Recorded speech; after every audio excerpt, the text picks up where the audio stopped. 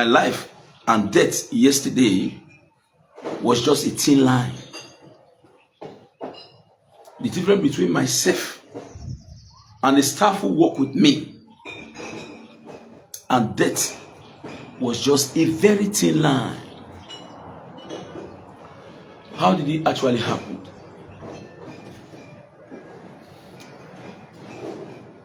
My client who have been doing CFO for, not one, not two, not four, called me that we needed to do a CFO on the land measuring 200 by 500 and 100 by 200. So he called me about a week ago, a week and 5 days thereabout. So we agreed to visit the site. That was on Monday this week. On getting to Monday, he immediately called me on Sunday evening that Monday will no longer be feasible, that the person who is to show us the site is not available, that we should adopt Wednesday. On Thursday, sorry. I said, okay, no problem. I already have a schedule for Thursday, but I'm going to look for a way to modulate it so as to ensure that we capture your activity as well in the course of our exercise. On Wednesday evening, I received a call again from him. This same man that wants to take him to site, he's saying we should just put it on Friday. That was yesterday. I already have a job that I'm supposed to go and do in Urumi. But because of the fact that my client is very reliable, I have to also look for a way to incorporate his activity alongside what I'm supposed to do in Urumi yesterday.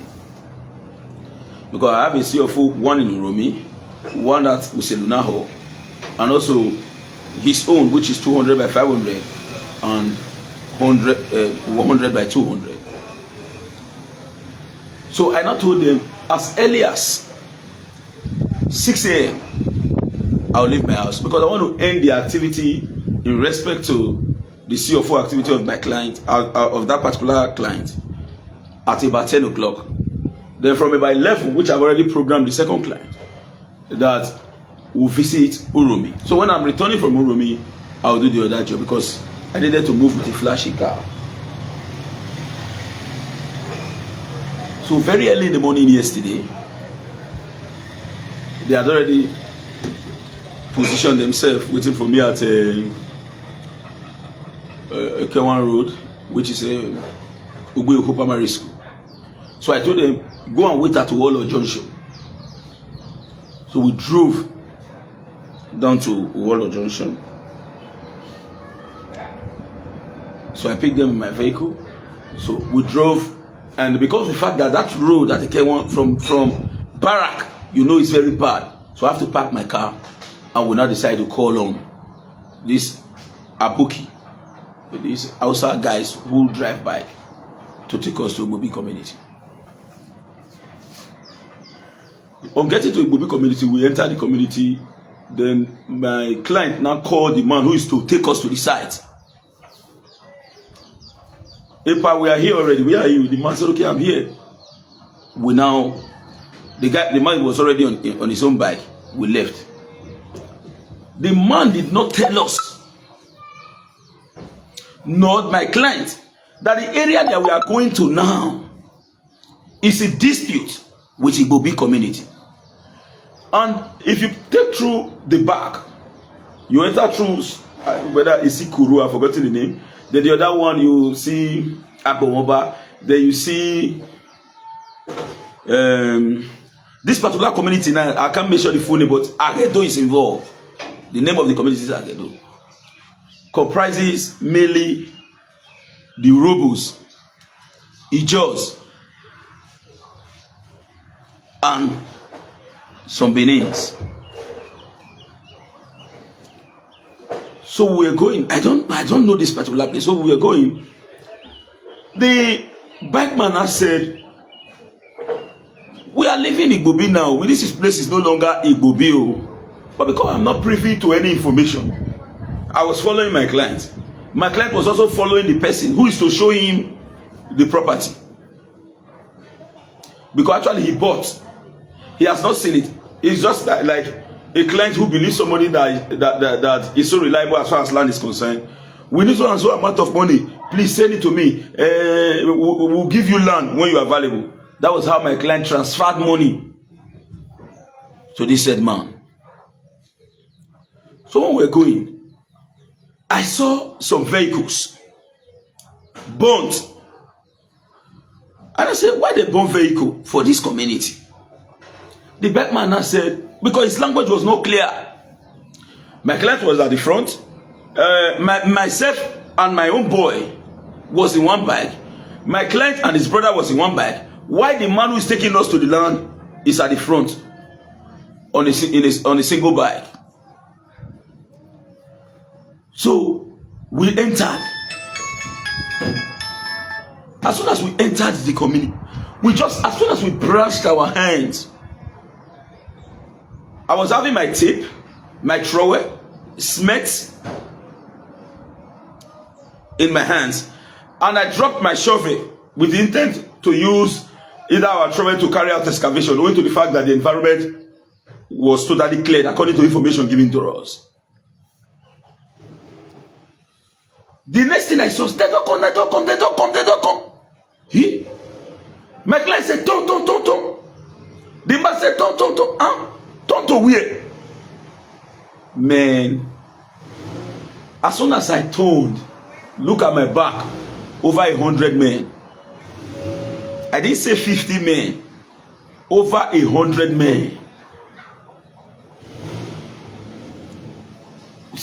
If the beating, in fact, I can't explain. I now started shouting, I am not a member of this community. I came to do CFO. I came to do CFO. Who listened? The luck that we had was that those who are coming with cutlasses and others were not at the front line. They were coming from the back now. Where 100 has already apprehended us. About 50 concentrated on my boy, 50 concentrated on me.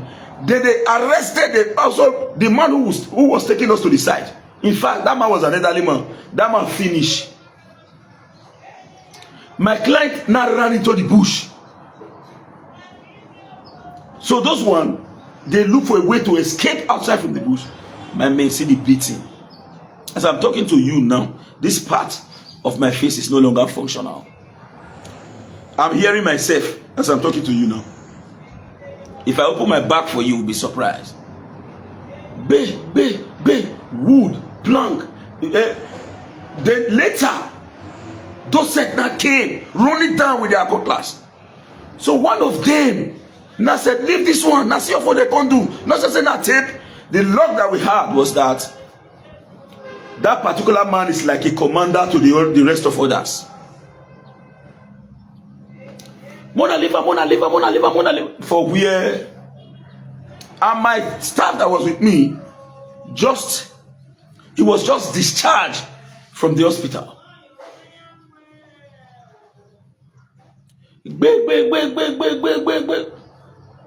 Speeds don't come out for our like my staff I don't already change. My own speed don't come out. I not get strength again. I only do like this now. On my hand. Then they say, stop. No, this will not be the people. This will not be the people. This will not be the people. We never knew that there was boundary crisis in that community. The man led us into the community, and he was privy to the fact that the environment is cleared. We did not ask him, why did you bring these people into this community when you know that we and you guys have crisis? He said, I don't stay in the community. My community people told me that they have resolved, they are going to finalize on the 9th before we can start working in various lands. And we have not met, they told him, so you have not met to resolve the final on the 9th. You encroach. When the Abuja police said this side and this side should exercise restraint pending when decision is taken on how to purely resolve it. You know when they say, you know, yeah, When you robo, that's not the kind of pity I tell you so. Not be not miss with the job.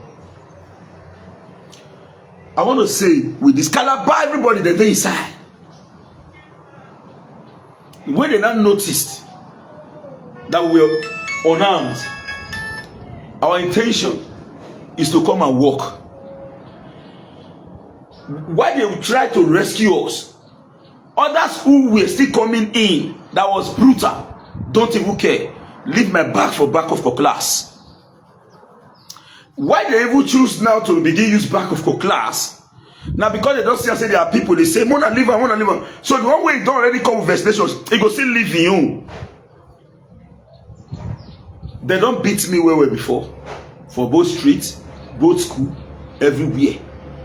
But they never beat me like this for life. For life. You know when you don't already know, they say your last prayer. Thank God. Even if I didn't die yesterday, thank God. Also thank God, say they did not disable me.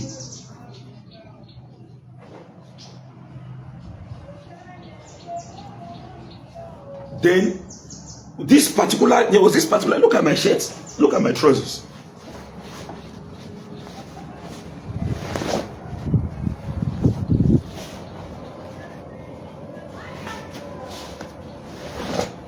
Look at my trousers.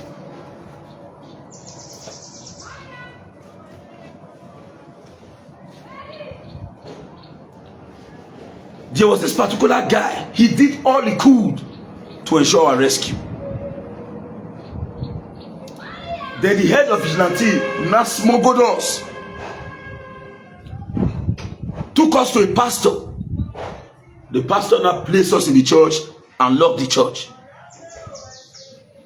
They now deployed 2 able-bodied men to be with us there, so that while they are doing their continuous security related activity, nobody will come from behind to come and attack us. They started saying, oh, very sorry, we don't know. Now this man be the bad man. Why you go carry them come here? They now, to be candid with you, yes, they beat us mercilessly.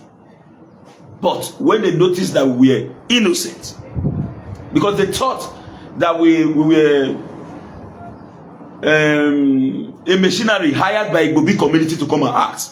Imagine you see somebody like Osazee, way tall, huge, gallant. You will feel saying, crisis boy Osazee be. They now said sorry. They now went to go and get us bread, because I have not eaten that money. Get us tea. I didn't drink tea. I said I can only take bread and granite. They brought in granite. My staff was already on the ground. We ate. They said they want to. Meanwhile, I meted somewhere. While they were still angry, looking for a way to cut us. May God bless women. Because the action of that particular woman should be traced to all women. One of the women, she fell on the ground and hold us. Mother, leave them, not be. And they know that this is their mother.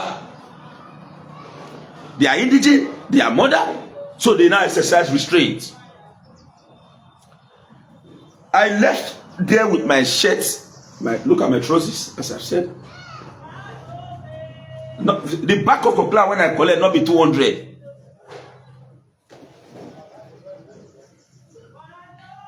My own shit.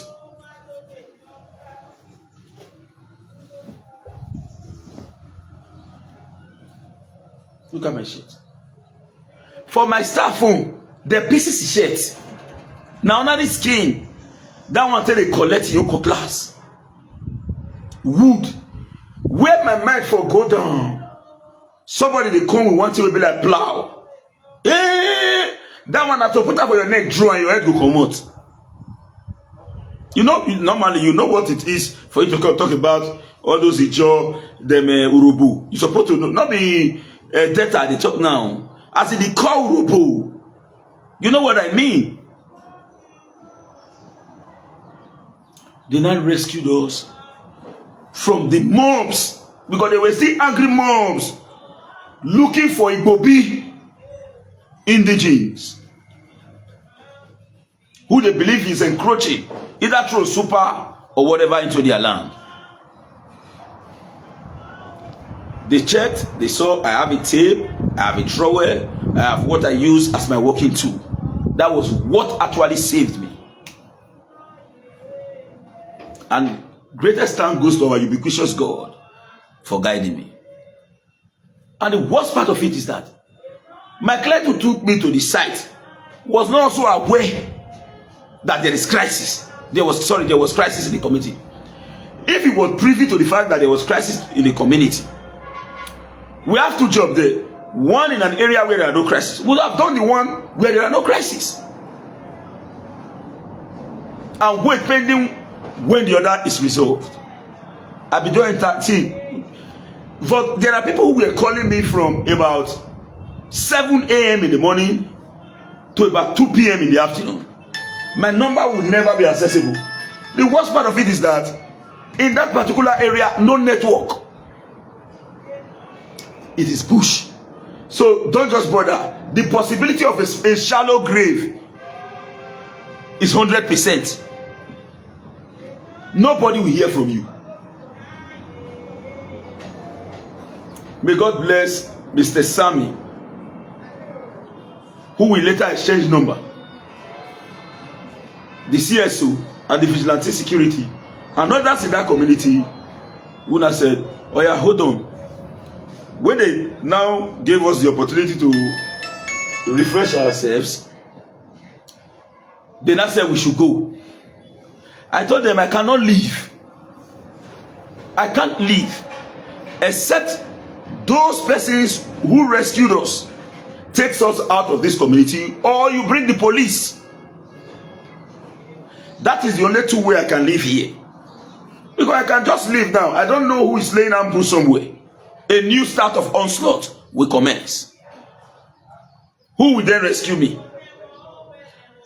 And those community members, because to them they are in a state of alert, that's the truth. And I also urge the Commissioner of Police to immediately go there to forestall peace. Because that area is at the brink. The area is on the brink of breaking down of laws and order. I said, let the police come. So later on, they said, now they've taken care of us, to be candid with you. I won't lie about that. Despite the fact that we were beaten very mercilessly to the state of death. That's just the truth. But when they knew that we were innocent, we were not part of any communal related activity, they did all the coup to also restore sanity. They now said they need to video us for reasons best known to them. I said, what are your reasons to video us? They said they will not want the other community to hijack this particular process to allege them of what they did not do, because already they believe that information is already moving around us. They have kidnapped some persons, so that I should speak on behalf of those who follow me and my staff. And I narrated exactly what actually happened. They have it on the video. They now asked, did we collect any of your phones? Of a true, my phone was not with me. They went ahead to say, take your phone, your chain, this one, take. Nothing will they collect. It was not criminal activity. So although it was a crime, but it wasn't any form of disarming or taking what rightfully belongs to me. No. Because what happened to them, they were in their community. To us, to them, they feel that we invaded, not knowing that we came in ignorantly, owing to the fact that we are there to do our job. So when we finished, when we rounded up with the interview, we started laughing, we were talking together. Now I now pointed one of the guys, say, you almost killed me. You almost finished me. Because that one night death me now. Whether you not like my ear, I don't know. Now steady, now my ear is just a whip. My ear direct. So they said, okay, the other man who took us to the place will not leave, but they are going to allow us to leave. I also insisted I will not want to leave except the police come in here, or you escort me on your own. So they listened to me and returned us back to the church with other security. Then the women went to kitchen, started cooking for us to eat. I told them I cannot eat. I cannot eat at all. So the pastor went to go and bring water. After I was eating bread, he gave us medication. We drank, that is normal, for us to be able to gain ourselves. Then, after some few hours, at about 2:30 to 3, the security agency came, zone 5. Then my mind was okay. Because in the station, you are going to be discussing with mouth. But in the community, you are going to be discussing with weapon. So the police took us. We left. We went to the station. Explain our part of what actually happened. Then the community also told the police that these men are innocent. They requested you to come and pick them, wanted them to leave. They said no, they want the police to remove them from the scene. That was why you came. But as for this particular man who brought them in, we have issues with him. As we speak now, that man is still at the station zone 5. The police, after writing our statement, they said we should go. We left. That was my ordeal yesterday at Agedo Igbobi boundary. If you see beating, my shit. This was not as if 4 persons, 5 persons attack you, or you have issue with me. This is mob. More than 100 persons unleashing terror on you. It was a mob attack. It was a mob attack. Now many people say there is no ignorance in law. So as a result of relative ignorance, you for here now commit or they commit this morning, call to glory. God forbid. As I'm talking now, I cannot explain exactly what the picture is. You can't get it. Because you are seeing me alive, you don't know the magnitude of what actually happened. One of the women said, and I quote, "Continue with your good heart. Not be you too correct. Here in a bush, two community get crisis. You know better pass people who don't go down for here. Now your heart and the way you take the live, now save you. Now make inside many people come out to say, Mona liver. Because in this scenario, they have never seen Mona liver in the past. How come your case was different? They're not they leave me now, see the enlistment. I said, that one is working with me. Now they take carry my staff, follow me. They actually at the first instance beat us back to the Stone Age. They beat us back to the Stone Age. As I was coming yesterday, I have to enter hospital to check if there are internal bleedings and all. And I'm still going back again. Accident not reach this one. So to me, I'm not only explaining what happened, I'm also saying thank God. Young Gusakunokudi, General, blast by the grace of God. I get them before not be your property. I get them before not be your property. your account balance no know who get am. If you go, Nigeria go spread am.